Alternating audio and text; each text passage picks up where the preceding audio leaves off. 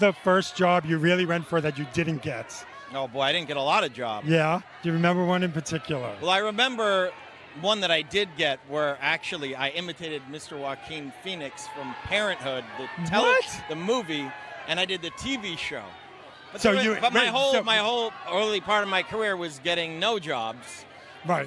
And there was a period of getting no jobs for a year, but I love acting, so I kept with it, and then I got lucky.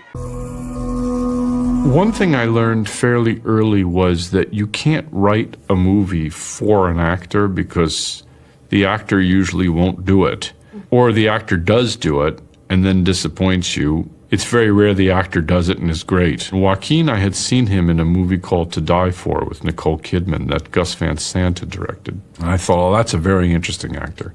And I loved working with him right off the bat. He was so inventive and such an interesting person, such an intelligent person. I was very worried about wires. Either that or he's got a thing for me. And he taught me a lot, actually, about how to work with actors. A good actor is someone who listens to the other actors in the scene, and a good actor is someone who knows better than I do what his or her part in the larger tapestry is. Joaquin and I, when we were making Two Lovers, we just were laughing. We thought it was going to be a comedy. We thought it was hilarious. We thought it was a comedy about how nothing ever works out the way you hope it does. Respect me.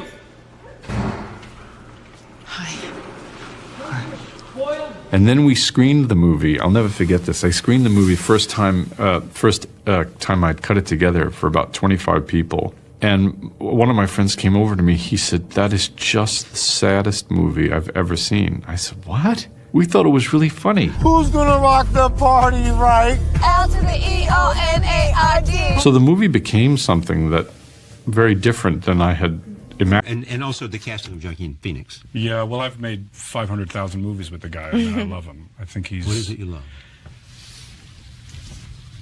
You know, when you look for actors, you kind of look for an actor who can communicate both external struggle but also internal turmoil. And Joaquin Phoenix is he looks like he's at war with himself. And that's a huge thing to ask for an actor. And when he gives it to you, he's combustible. Anything can happen at any time. He's like filled with danger. And if you find an actor like that who's willing to, deal with you, then you keep casting as long as he'll have you. So how many movies now? 4. 4 movies. 4. Yeah. You actually compared, I read somewhere, Joaquin to Al Pacino and Monty Clift. Mm. Very much so, for that reason, because they wear their hearts on their sleeve. The brooding is not an artifice. It's not artifice. It's like you can see the anguish. And that's really important for drama. I mean, it's the most famous line in history, to be or not to be, right? He didn't walk on and go, to be, and then leave. To be or not to be is about a person at war with himself. And that's what, Pacino and Montgomery Clift and so many, wonderful actors are able to do. And that's what I think Joaquin has. Did you two meet every day and talk every day before filming started? We had the chance to have 2 weeks of rehearsal, and those two guys love to talk. Did you love to listen? Oh my God, I was mesmerized, and being part of the discussion was great too. I mean, I was very lucky to be able to attend Joaquin Phoenix, who's such an amazing actor, to attend his process and to be part of it. Experience, and then Joaquin. Yeah, working with Joaquin was probably a huge part of that, just because he's obviously so brilliant. I'm Abe Lucas. I've had many experiences and now a unique one. This was the meaningful act I was searching for. Recently said in the news that he hasn't seen Ben Affleck's performance of Batman. So I was curious, since you've been in the DC universe before, have you kept up with any of the movies? No. Haven't kept up with any of them. Interesting. No. No. I see a lot of, we have a 9-year-old, and he's my stepson, and of course, the first thing I saw was Coco, because everybody's seen Coco, because, you know, anyone who has kids, they will go, yeah, we haven't seen much, we haven't been out, but we've seen Coco. But I don't... Well, did you realize that this is the 10-year anniversary of Dark Knight Rises? Is it really?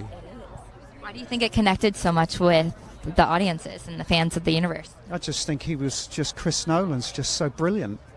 He just, storyline, the way he shot it, the way he cast it, he went back to the roots of the story. It was a dead franchise. It was dead.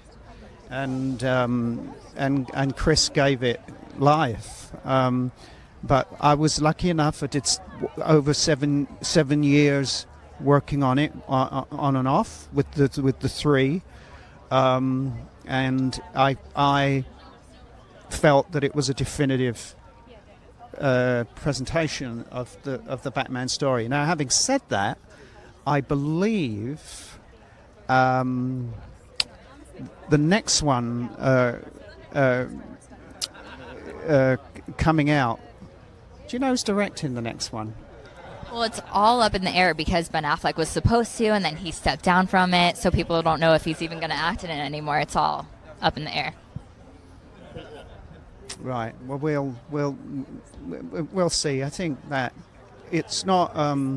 This is no disrespect to Ben Affleck. I think it really depends who's at the wheel. That gives it. That lifts it. But then, again, Ben's a very, very good director. So, we'll see. As you say, it's up in the air. If he doesn't act in it, who would you suggest taking over that role? I'd like to, I'd like to see someone like Joaquin Phoenix play it. I know you have to move on right now, but after this is the Joker film that's happening, and you were part of the Dark Knight. How excited are you that Joaquin Phoenix has taken on the role of Joker?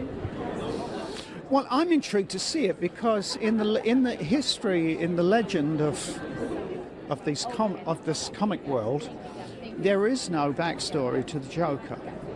I mean, he is chaos. Mm-hmm. He's psychotic and chaotic from the word go.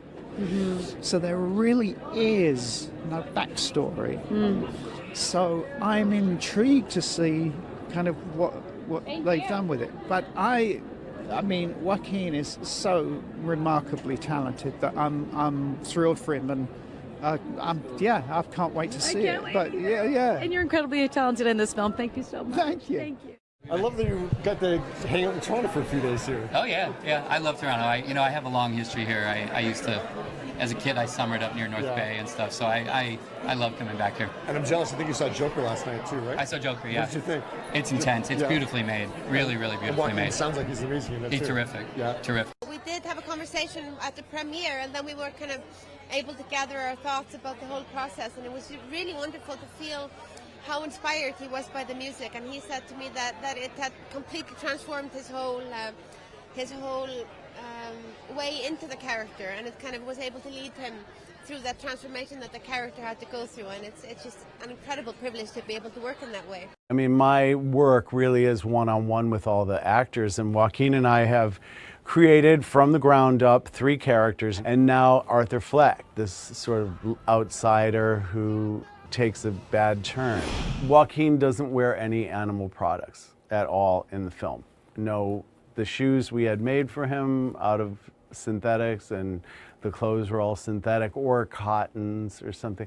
So there were not even any wools or silks or anything. So I don't know if anyone's aware of that, but partially, a suggestion from him, but just out of due respect, to him. And I've had it before from other actors, and so that was a request for him that I was happy to oblige, certainly. Well, and the Academy's going plant-based for the menus. Absolutely. This year. On that theme, though, have you ever had,